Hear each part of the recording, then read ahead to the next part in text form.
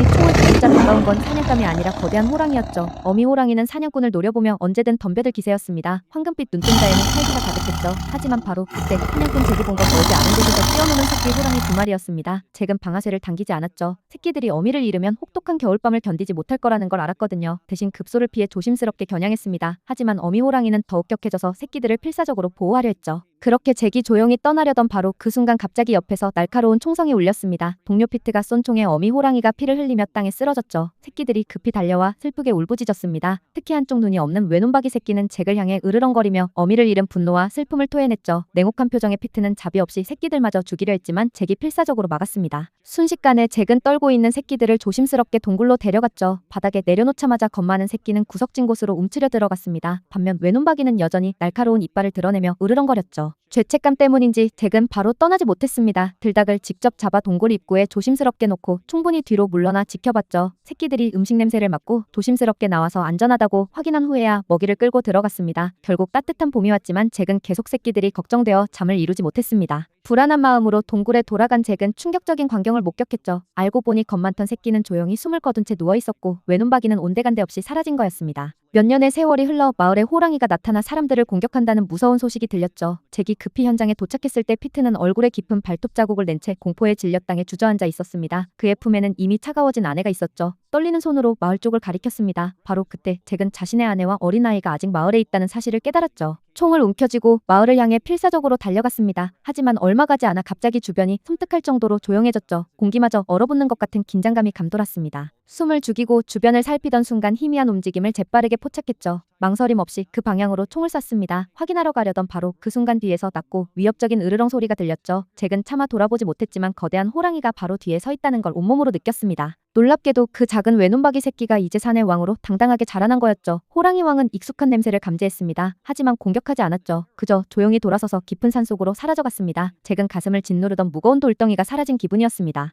하지만 마침내 끔찍한 생각이 머릿속을 스쳤죠. 호랑이가 뒤에 있었다면 아까 총에 맞은 건 도대체 누구란 말인가요? 현장으로 돌아가 천천히 땅에 쓰러진 모습을 확인한 잭은 번개를 맞은 듯 굳어버렸습니다. 알고 보니 그건 바로 자신의 아내였죠. 그 순간부터 잭은 영혼을 잃은 것처럼 변해버렸습니다. 하지만 소중한 사람을 잃은 피트는 포기하지 않았습니다. 호랑이 왕과의 처절한 복수극이 지금 막 시작된 거였죠. 여러분은 이 비극적 운명을 어떻게 보시나요?